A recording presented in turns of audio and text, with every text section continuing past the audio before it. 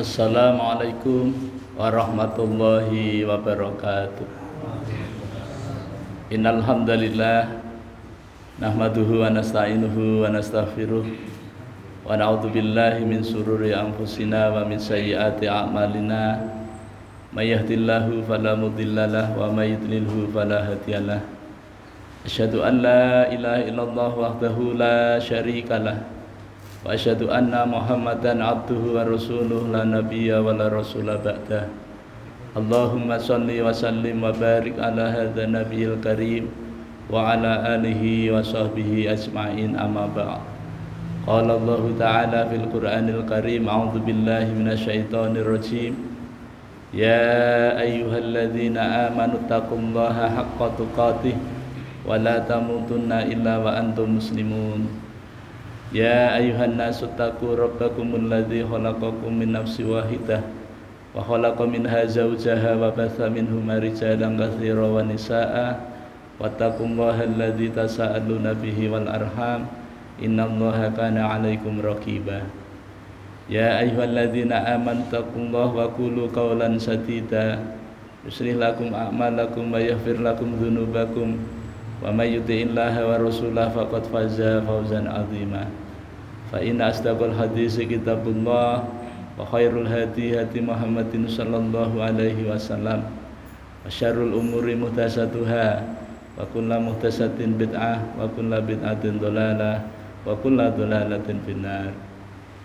Ma'asyiral muslimin, Bapak Ibu jamaah mushola Miftahul Jannah yang dirahmati Allah Subhanahu wa taala. Mari kita kembali bersyukur kepada Allah Subhanahu wa taala biqauli alhamdulillah wa syukrulillah atas nikmat rahmat dan nikmatnya kepada kita, terutama nikmat hidayah berupa iman dan Islam yang insya Allah masih melekat di dada kita semua. Perlu kita tingkatkan, jangan sampai iman kita lepas dari diri kita. Nikmat kesehatan, nikmat panjang umur, nikmat waktu luang yang Allah berikan kepada kita, sehingga dengan nikmat itu kita dapat melaksanakan sebagian dari perintahnya, yakni melaksanakan sholat fardu maghrib secara berjamaah di tempat yang kita cintai ini. Salawat dan salam semoga senantiasa tercurah terlimpah pada junjungan kita Nabi besar Muhammad sallallahu alaihi wasallam, kepada keluarganya, para sahabatnya, para pengikutnya yang setia, baik yang dulu, sekarang maupun yang akan datang.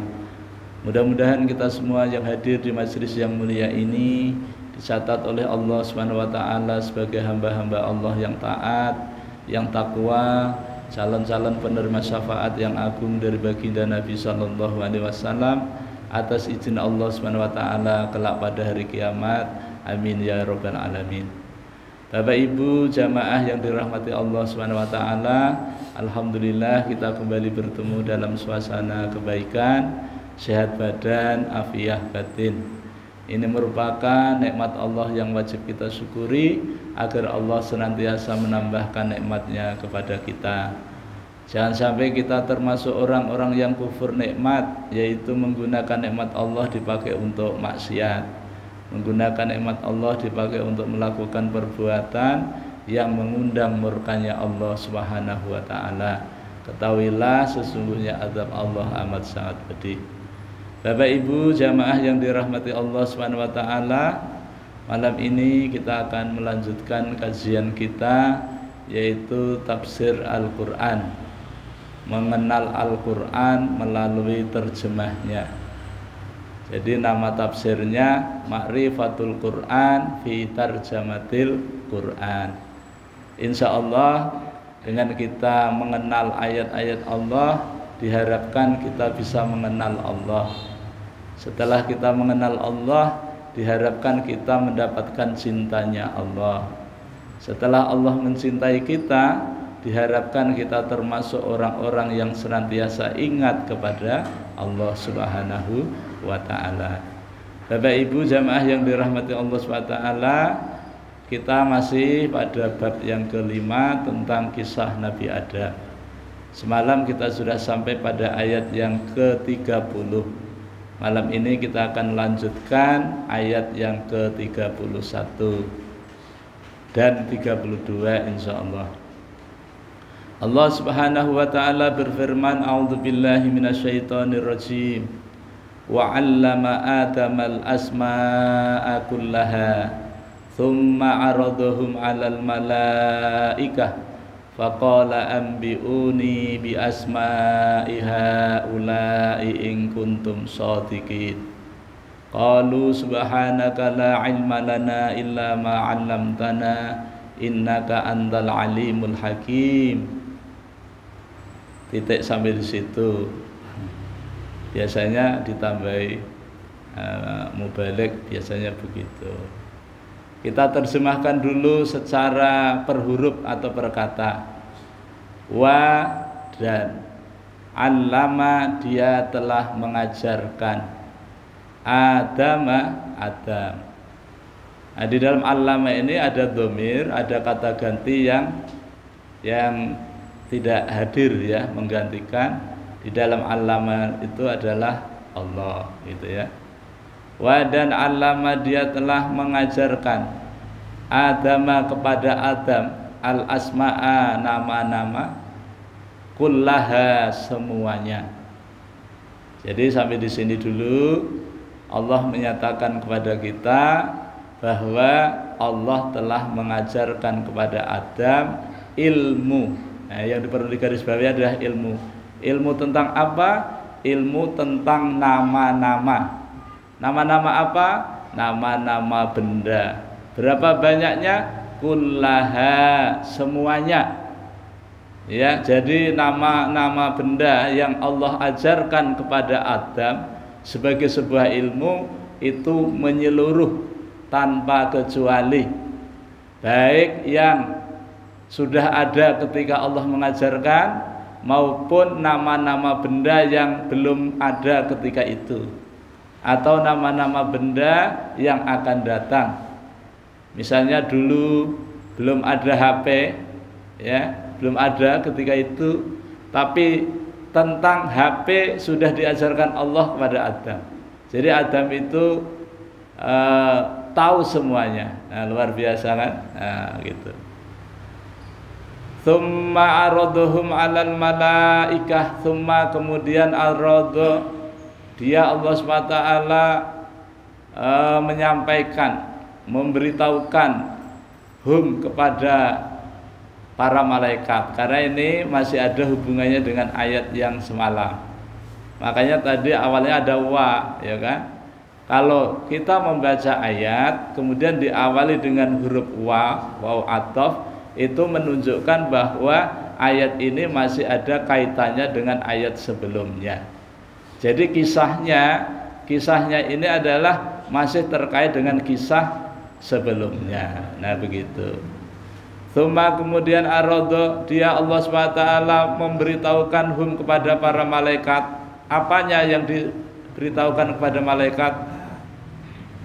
Yaitu tentang benda-benda, nama-nama benda yang diajarkan kepada Nabi Adam. Nah, diajar. Tapi malaikat sebelumnya nggak dikasih tahu, ya kan? Nah, karena sebelumnya Allah tidak dikasih tahu, kita pastikan bahwa malaikat nanti kalau ditanya pasti tidak akan tahu. Nah, begitu ya. Enggak pakai insya Allah, pasti enggak tahu, gitu ya. Kayak Pak Haji Hasbullah itu kalau menanyain cucunya, yang pasti cucunya enggak bisa menjawab, nah, pasti punya tujuan tersendiri. Begitu juga Allah. Allah kalau menanyakan sesuatu dan sesuatu itu tidak diketahui oleh siapapun, maka ada tujuan tersendiri. Apa maksud Allah itu? Mari kita lihat setelah yang satu ini, ya. Setelah kalimat yang satu ini. Nah, setelah Allah Subhanahu wa taala menyampaikan kepada para malaikat tentang nama-nama benda tersebut yang sudah diajarkan kepada Nabi Adam, maka Allah menyatakan faqala, maka qala, dia Allah SWT berfirman. Artinya firmannya itu menyuruh, ambiuni, beritahukanlah kepadaku, kata Allah. Kepada siapa? Kepada para malaikat. ambiuni bi asma'iha ulai, ya, dengan nama-nama benda semuanya. Jadi Allah menyuruh para malaikat, malaikat, kalau memang ikam itu harat, ya, wani-wani karo aku, itu kata orang Jawa, berani-berani sama saya, begitu ya. Ayo, kalau emang pinter betul, sebutkan nama-nama benda ini. In kuntum, jika kuntum kalian semua para malaikat shodiqina, termasuk orang-orang yang benar alasannya. Ini menyangkut ayat yang semalam.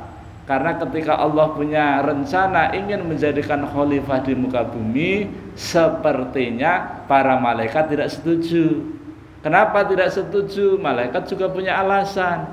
Alasannya bahwa orang yang akan dijadikan khalifah di muka bumi ini nanti akan melakukan perbuatan yang menyembelih orang, membunuh orang, mengalirkan darah, berbuat kerusakan di muka bumi.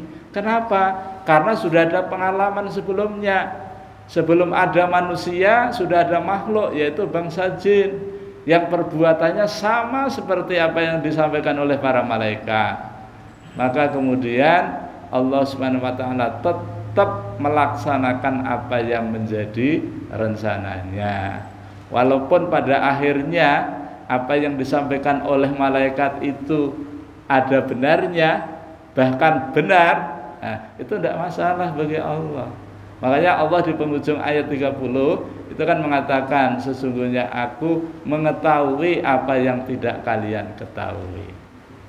Nah, maka alasan tersebut disampaikan oleh Allah, malaikat, kalau memang kamu itu tahu apa yang akan terjadi nanti, sekarang ayo ini sebutkan ini nama-nama benda ini. Ya jelas nggak bisa toh, ya gitu. Apa kata malaikat? Qalu, mereka menjawab, subhanaka, maha suci engkau ya Allah. Subhanaka, la, tidak ada, ilma, pengetahuan atau ilmu, lana, bagi kami. Jadi malaikat itu ngaku tidak bisa apa-apa, caranya mensucikan Allah dengan bertasbih. Jadi tasbih ini luar biasa. Jadi kalau Bapak Ibu ingin mendapatkan sesuatu atau punya persoalan, kemudian supaya persoalan itu Allah selesaikan, maka banyak-banyaklah bertasbih. Seperti persoalan Nabi Yunus. Nabi Yunus punya persoalan dulu, ya. Kenapa? Persoalannya berada di alam yang gelap, di dalam perut ikan. Ikannya ganal banar, ya kan? Beberapa hari di sana. Maka kemudian Nabi Yunus minta kepada Allah agar dibebaskan dari perut ikan itu dengan cara membaca tasbih. Kalau dulu waktu di pondok itu kita dikasih tahu oleh Pak Kiai, itu namanya istighfarnya Nabi Yunus. La ilaha illa anta subhanaka inni kuntu minadz zalimin. Maka disebutkan itu terus menerus. Nah, kenapa? Karena Nabi Yunus yakin betul, ya, tasbih mensucikan Allah, bahwa Allah itu jauh dari sifat kekurangan, maka apa yang dikehendaki oleh Yunus pasti dikabul oleh Allah. Dengan memperbanyak tasbih kepada Allah, maka kemudian Allah keluarkan Nabi Yunus dari perut ikan tersebut. Makanya kita kemudian diambil niru-niru gitu ya. Jadi kalau kita ada masalah, baca tasbih supaya masalahnya bisa ada solusinya. Nah, coba dicoba aja dulu. Coba kalau sekarang kita itu haus, supaya ampe hausnya gimana? Baca tasbih banyak-banyak, insya Allah hausnya hilang, ya gitu kan. Dicoba aja Pak, atau sambil minum kan, nah itu insya Allah hilang. Tapi orang haus kemudian minum, hausnya hilang, Bapak Ibu harus hati-hati. Apakah air ini yang menghilangkan rasa haus? Nah, tidak, bukan, malah bahaya, nanti bisa syirik ini. Bukan air, bukan makanan yang bisa mengusir rasa lapar dan haus, tetapi makanan dan minuman sebagai wasilah saja yang memberikan rasa kenyang, rasa lapar itu Allah. Supaya apa? Supaya kita itu melakukan aktivitas. Jadi kalau kita itu lapar, hidayahnya Allah kasih kepada kita sahri makan.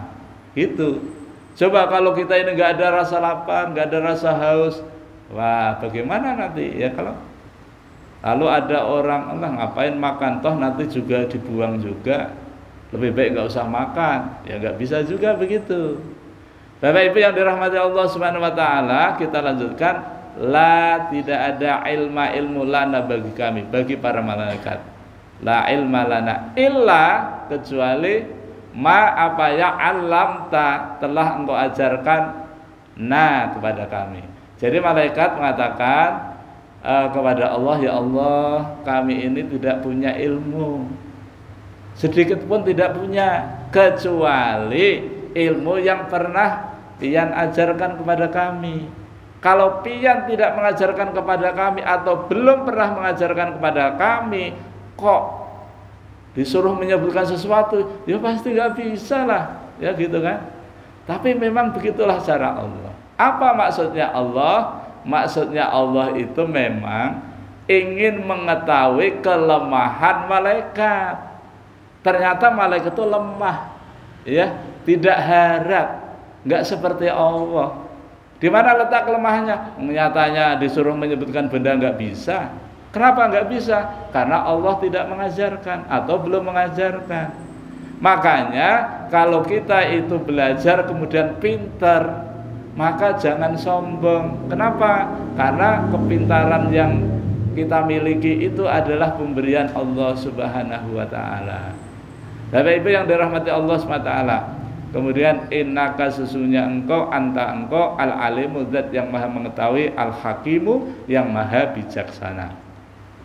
Jadi ketika para malaikat disuruh menyebutkan nama-nama benda kemudian tidak bisa, maka bertasbih. Ya, kalau kita disuruh menyebutkan nggak bisa, minta maaf. Ya, misalnya Pak Haji minta tolong sama ulun, tapi ulun nggak bisa, ya ulun minta maaf, ya kan? Nah, begitu. Nah, kemudian mari kita lihat dari depan lagi. Nah, kata allama tentang mengajar ini Allah SWT memberitahu kepada kita. Isi pemberitahuannya adalah pernyataan, di mana Allah menyatakan bahwa Allah telah mengajar manusia yang namanya Adam.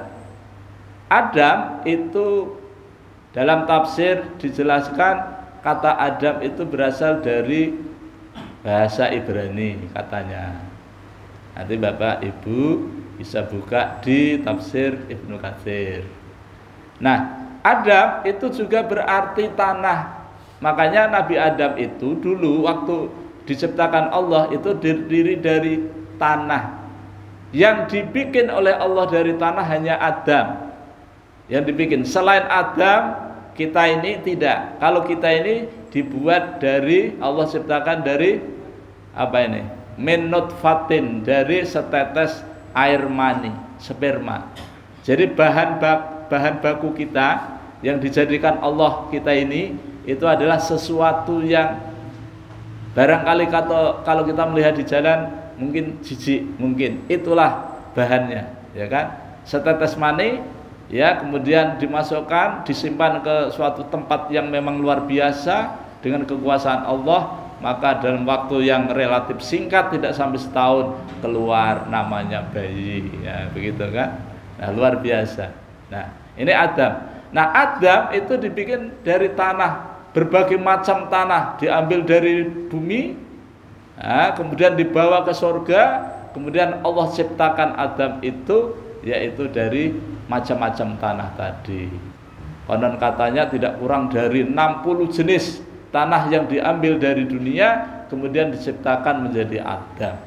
Makanya kalau disingkat 60 tadi dibagi 15 sama dengan 4. Ya, anasir atau unsur-unsur manusia itu yang Adam keturunannya itu ada 4, ya. Yang pertama dari unsur tanah. Yang kedua dari unsur api. Yang ketiga dari unsur air. Yang keempat dari unsur udara. Nah, jadi 4 unsur inilah yang ada pada diri kita. Tapi kalau iblis, makhluk yang sebelum manusia itu cuma dari 1 unsur, yaitu unsur api saja. Makanya iblis itu pekerjaannya ya memanas-manasi aja, gitu ya, memanas-manasi. Karena memang dari api, ya. Tapi luar biasa iblis itu, ya. Kenapa kok luar biasa? Ya wong sudah menyaksikan Allah, sudah berpengalaman lama di surga, ya kan, bersama para malaikat lama, ya kan, bertemanan, satu komunitas. Tapi ketika Allah menyuruh nanti ayat yang akan datang supaya mereka sujud kepada Adam, tidak mau. Kan luar biasa, ya. Luar biasa. Hanya satu saja, karena sombong. Bapak Ibu yang dirahmati Allah Subhanahu wa taala, karena manusia itu unsurnya banyak, maka kemudian kita tidak selalu marah-marah, tidak seperti api, tapi kadang-kadang kita juga bersikap dingin seperti air. Kadang-kadang kita juga seperti udara atau angin sikap kita. Kadang-kadang juga seperti tanah, merunduk, tawadhu, ya, diinjak-injak juga tidak apa-apa, ya kan? Biasanya orang Jawa Tengah, khususnya di Solo, itu kalau kakinya diinjak, ini maaf kalau ada yang dari Solo ya. Nah, Jawa Tengah, kalau kakinya diinjak itu bilangnya tidak seperti Jawa Tengah yang agak Tegal atau Jawa Timur, tidak. Jadi kalau Jawa Tengah, Solo atau Jogja, kakinya diinjak itu untuk melepaskannya pakai minta maaf. Nyun sewu gitu, minta maaf. Kaki saya panjenengan injak. Tapi kalau orang Jawa Timur, wah itu pakai miso-miso, ya kan? Ya nggak usah dicontohkan, pokoknya dipikirkan sendiri pisu-pisuannya. Pokoknya tidak tega kalau kita ungkapkan. Tapi itu memang, ya, karena masing-masing punya dialek, logat masing-masing. Itu menunjukkan betapa lembutnya itu dulu, entah sekarang. Karena saya meninggalkan Solo sudah 32 tahun, jadi dulu masih lembut gitu ya. Menceritakan kejadian kecelakaan itu, Pak, antara truk besar dengan kendaraan sepeda motor, tabrakan, itu begitu lembutnya. Terjadi kecelakaan di Jalan Jenderal Sudirman Solo, antara sepeda motor dengan truk itu. Terjadinya apa? Nah, begitu dekat, ting, cuma gitu aja. Masuk tabrakan cuma ting gitu aja. Saking lembutnya gitu loh. Coba kalau di Jawa Timur terjadi kecelakaan tabrakan antara truk dengan sepeda motor, mau pers, ya gitu kan. Tapi ya itu tadi, karena unsur tanahnya kadang-kadang diinjak juga tidak apa-apa. Tapi kadang-kadang juga seperti angin, tidak bisa diganggu gugat, ya kan? Macam-macam udah dilibas itu. Makanya manusia ini Masya Allah luar biasa. Kenapa Allah SWT mengajarkan kepada Adam tentang ilmu-ilmu semuanya ini? Ini menunjukkan betapa manusia itu akan menjadi istimewa dengan ilmu. Jadi kita ini akan menjadi istimewa karena ilmu, Pak. Kalau sekiranya Allah tidak mengajarkan ilmu kepada Nabi Adam, niscaya kita tidak akan istimewa dibandingkan dengan makhluk yang lain. Kita ini dibandingkan para malaikat jauh lebih istimewa, lebih unggul daripada malaikat dengan ilmu itu. Kenapa? Nanti diadu, Allah mengadu antara malaikat dengan manusia, ini unggul mana? Pasti Allah akan unggulkan kita bangsa manusia ini dengan ilmunya. Makanya Rasulullah SAW itu ketika memotivasi kepada para sahabat itu tentang ilmu, itu luar biasa. Itu ada di dalam kumpulan hadis sahih, kitab kumpulan hadis sahih tentang ilmu itu. Di sana dikatakan bahwa barang siapa yang ingin sukses di dunia, raihlah dengan ilmu. Barang siapa yang ingin sukses di akhirat, juga dengan ilmu. Barang siapa yang ingin sukses dua-duanya, dunianya sukses, akhiratnya sukses, juga dengan ilmu. Makanya ilmu ini penting. Dan ilmu yang diajarkan Allah kepada Adam semuanya, tidak ada yang Allah sembunyikan. sekecil apapun. Baik yang ada ketika itu maupun yang akan ada itu sudah diajarkan. Dan yang luar biasa lagi, ilmu yang diajarkan Allah itu tidak hanya sekedar nama saja. Misalnya, ini buah, ini bukan buah. Misalnya gitu ya. Ini buah jambu. Namanya. Jadi nama itu adalah sesuatu yang menunjukkan benda, itu namanya nama. Ini buah jambu. Tapi Allah mengajarkannya dengan manfaatnya, dengan kegunaannya sekaligus. Jadi ini buah jambu, manfaatnya untuk menambah vitamin C, misalnya begitu. Ini daunnya ada yang tua, ada yang muda, ada yang pucuk. Pucuknya daun jambu bisa dipakai untuk obat diabetes, misalnya begitu. Itu diajarkan semuanya. Konon itu Bapak Ibu sekalian, semua tumbuh-tumbuhan dulu itu bisa ngomong sehingga diteliti, ya. Misalnya pohon asem misalnya bilang, saya pohon asem, gunanya untuk nyayur asem, misalnya begitu. Lalu dibikin resep nyayur asem ditambahi asam, nah begitu kan. Lalu ada dikembangkan sayur asem Banjar, sayur asem Jawa, sayur asem Jakarta, sayur asem Sunda, beda-beda. Kalau di Sunda sayur asem atau di Jakarta itu pakai kacang tanah, ya. Tapi asemnya itu memang khas karena memang dari buah asem bujur, ya. Tapi kalau di Banjar sayur asem tuh asemnya bukan dari itu, asemnya pakai itu buah yang kayak belimbing uluh itu, belimbing uluh, kemudian rasa asam itu ditaruh di sayur itu sehingga menjadi sayur asem. Kalau di Jakarta dari asem itu betul. Nah kemudian ada buah namanya buah apel, gunanya untuk menyegarkan ketika panas-panas, nah begitu ya. Kalau di sini nggak ada buah apel ya Pak ya, nggak ada buah apel di sini. Kalau di luar banyak ya. Nah, ya itu. Jadi nama-nama yang Allah ajarkan kepada Adam itu lengkap dengan kegunaannya. Terus Allah menciptakan kita ini manusia, ya, mulai dari ujung rambut sampai ujung kuku. Nih, kalau kita disuruh menyebutkan, insya Allah bisa, tapi nggak semuanya, ya kan? Kenapa? Karena sebagian kita dikasih tahu sudah. Maka dikembangkan lagi oleh dunia kedokteran. Maka dunia kedokteran akan memberitahu tentang nama-nama organ tubuh kita ini. Dibedah, nanti isinya di situ ada jantung, kemudian di situ ada usus, di situ ada hati, ada liver, ada macam-macam.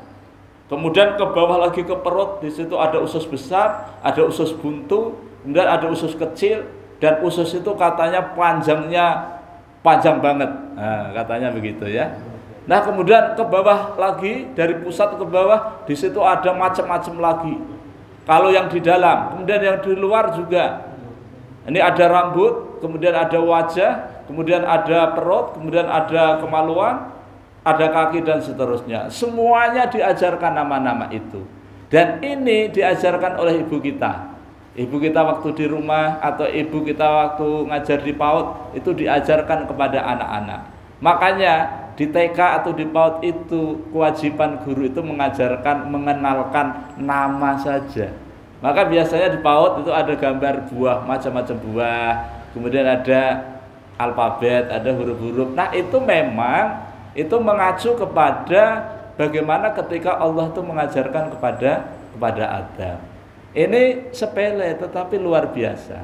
Bapak Ibu yang dirahmati Allah Subhanahu wa taala, kemudian karena Allah mengajarkan kepada Adam itu semuanya, maka kemudian kita menjadi istimewa.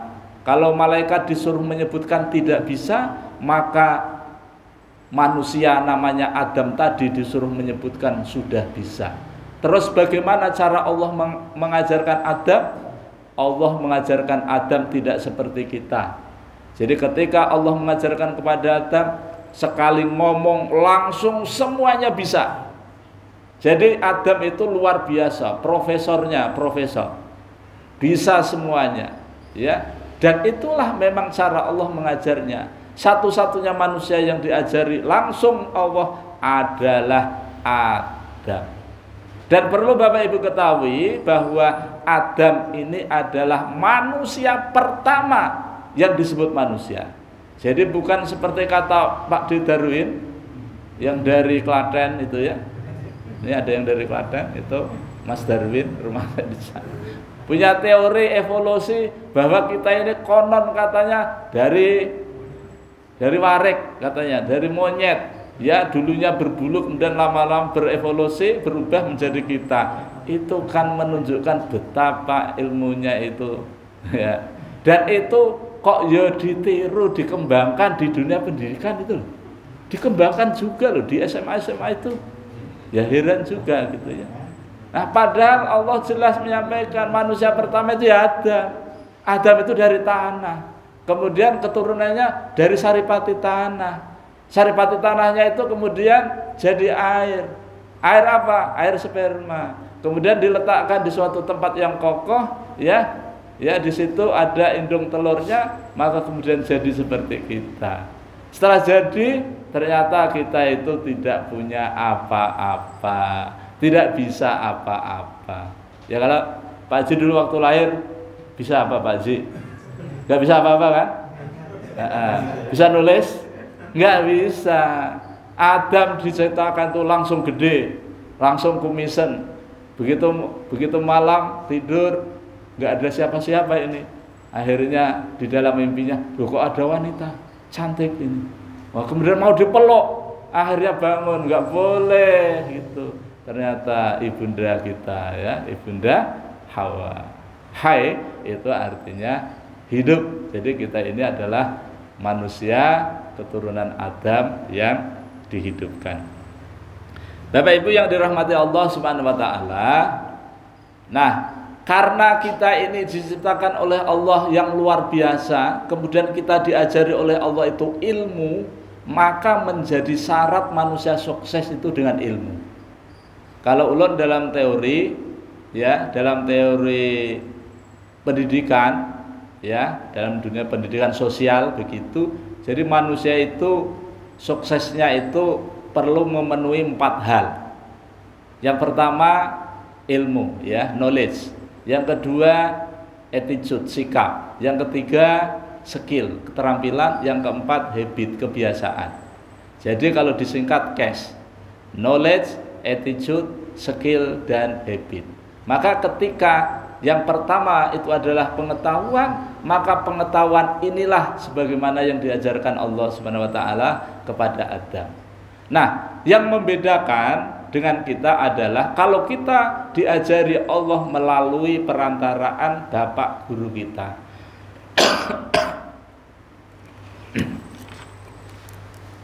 Minta izin. Oke.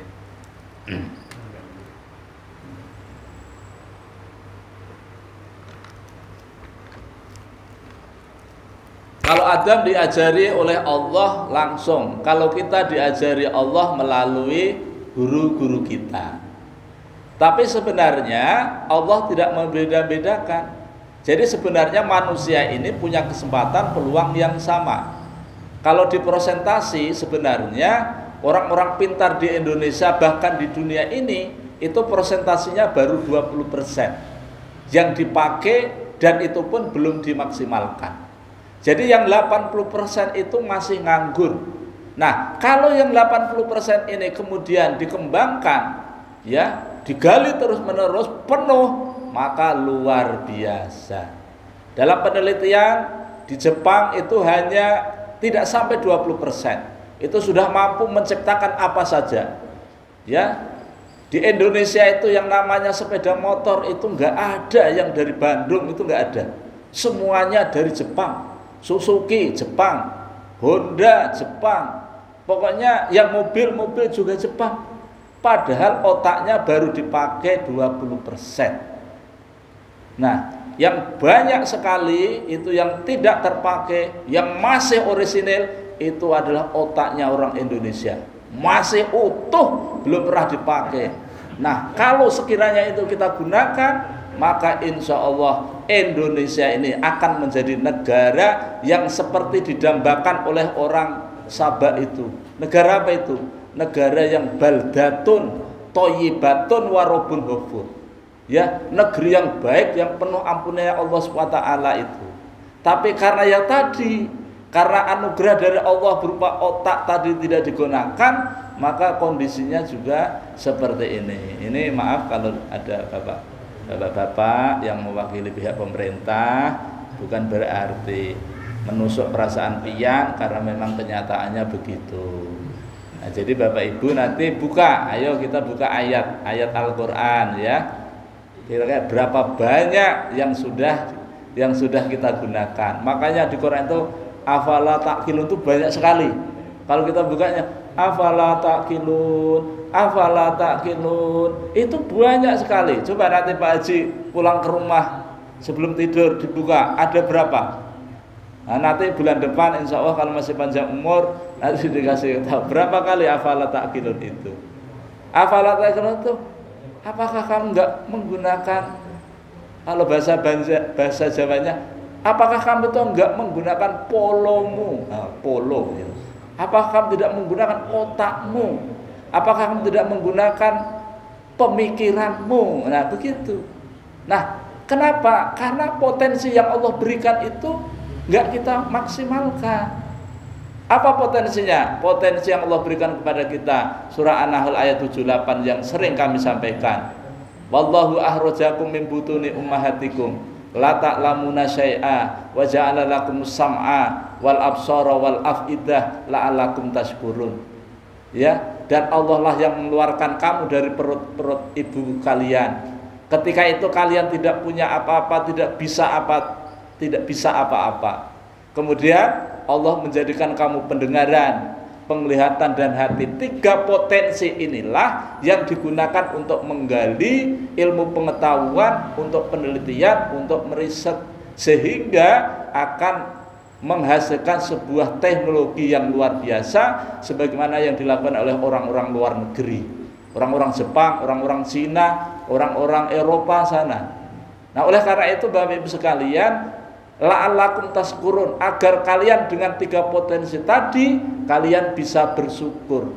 Bagaimana kita mensyukurinya? Menggunakan untuk ketaatan kita kepada Allah. Itu kenapa di dalam Al-Quran itu ada perintah zakat.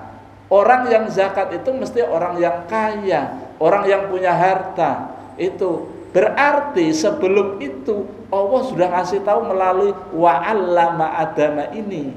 Maka kita galakkan luar biasa. Bapak Ibu yang dirahmati Allah, ketika kita itu diajari oleh Allah Subhanahu wa taala dengan ilmu pengetahuan, maka dengan ilmu pengetahuan itu bisa meningkatkan kualitas. Jadi kualitas manusia itu dilihat dari isi otaknya, ada enggak. Kalau disuruh menyebutkan ini bisa atau tidak. Nah, padahal peluangnya sama, kesempatannya sama. Makanya Rasulullah menyampaikan, mencari ilmu itu wajib bagi muslim, laki-laki dan perempuan, sejak halus sampai menjelang wafat. Berarti kan kita itu dikasih kesempatan untuk menjadikan diri kita itu berkualitas. Nah, ketika kita itu mengamalkan sebuah ilmu, maka kemudian Allah akan memberikan ilmu yang belum pernah dipelajari. Nah, begitu kan? Nah, contoh misalnya, ilmu usul fikih itu hanya diberikan Allah, diajarkan Allah kepada Imam Syafi'i. Dari imam madhab itu, Hanafi, Maliki, Syafi'i dan Hambali, ini yang punya ilmu usul fikih hanya Imam Syafi'i. Kalau toh yang lain itu mengajarkan ilmu usul fikih, itu mengajarkan ilmu dari Imam Syafi'i. Tapi yang menyusun kitab usul fikih Imam Syafi'i, itulah pemilik hak patennya. Luar biasa. Nah, sekarang kalau ilmu tafsir, siapa? Allah berikan. Kemudian ilmu laduni, oh enggak bisa ya. Ilmu laduni itu ilmu yang diberikan langsung tanpa belajar. Nah, kalau Bapak Ibu ingin mendapatkan ilmu laduni, maka cukup melakukan dua hal saja. Yang pertama berdoa, yang kedua belajar. Nah, tapi nanti belajarnya itu tidak seperti orang-orang gitu ya. Nah, luar biasa. Dan alhamdulillah ketika saya meriset sebuah ayat, maka kemudian saya ditanya, Pak Ustadz, ada enggak cara belajar menghafal Quran itu dengan mudah? Allah langsung bilang aja ada. Nah, Allah menyuruh ada. Nah, ternyata kemudian beberapa tahun yang dulu itu di Wonosobo ingin ada orang yang mau menghafal Quran, maka kemudian lahirlah metode 8M. 8M cara mudah menghafal Al-Quran untuk anak umur 7 tahun sampai 77 tahun. Nah, ini kalau Bapak Ibu ingin belajar menghafal Quran pakai metode ini, insya Allah luar biasa. Tadi pagi kami dapatkan WA dari Pak Haji ya, mungkin bahwa jamaah kita namanya Pak Suryansyah tadi pagi dipanggil oleh Allah SWT. Pak Suryansyah itu ya kajian kita ini ada. Nah, sebulan yang lalu masih ada ya? Masih ada. Sebulan yang lalu waktu masih membahas tentang Nabi Adam ya. Nah, jadi insya Allah almarhum ketika mengamalkan suatu ayat atau apapun atau surah atau ya, di mana nanti ayat-ayat yang beliau amalkan itulah yang akan setia menemani beliau, ya kan? Selain doa-doa kita doakan mudah-mudahan beliau dirahmati oleh Allah, diampuni oleh Allah. Allahumma ghfir lahu warhamhu, ya Allah, mudah-mudahan Allah mengampuni beliau dan Allah merahmati beliau. Dan suatu ketika kalau sekiranya beliau itu bisa testimoni, ternyata dari 3 perkara yang mengantarkan tadi pagi ya Pak ya, keluarganya, hartanya, dan amalnya mengantarkan semuanya ke kubur tadi, maka kemudian yang tinggal cuma 1, yaitu amalnya. Yang 2, hartanya dan keluarganya balik pulang ke rumahnya masing-masing. Nah, beliau ditemani oleh amal soleh. Salah satu teman setia amal soleh itu bacaan Al-Quran. Makanya ulun di mana-mana selalu mengkampanyekan bacalah Al-Quran, bacalah Al-Quran, karena bacaan Al-Quran itu nanti di akhirat akan memberikan syafaat. Ulun cuma menyampaikan hadisnya Nabi, Iqra'ul Qur'ana fa innahu ya'ti yaumal qiyamati syafi'an li ashabihi. Bacalah Al-Qur'an karena sesungguhnya bacaan Al-Qur'an itu nanti di akhirat akan memberikan syafaat. Kepada siapa? Kepada sahabatnya, pembacanya. Nah, kalau kita mau membaca Quran walaupun satu hari satu ayat tidak masalah, yang penting istiqomah. Karena amal yang istiqomah itulah nanti yang akan menemani kita ya, yang akan memberikan fasilitas kepada kita atas izin Allah Subhanahu wa taala.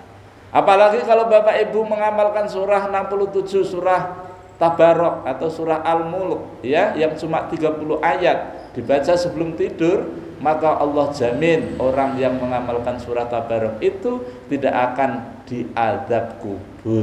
Nah, cuma 30 ayat, kalau dibaca cuma 6 menit saja kalau dibaca, tapi kalau nggak dibaca ya nggak selesai. Bapak Ibu yang dirahmati Allah Subhanahu wa taala, karena waktu kita sudah habis, insya Allah kita akan lanjutkan pada pertemuan kita yang akan datang. Mudah-mudahan Allah SWT senantiasa merahmati dan meridhoi kita semua. Ulun mohon maaf pasti banyak kelirunya, banyak salahnya dalam mendampingi kajian ini. Mari kita tutup dengan baca hamdalah dan doa kafaratul majlis. Alhamdulillahirabbil alamin. Subhanakallahumma wa bihamdika asyhadu an la ilaha illa anta astaghfiruka wa atubu ilaik. Wal afu minkum. Wassalamualaikum warahmatullahi wabarakatuh.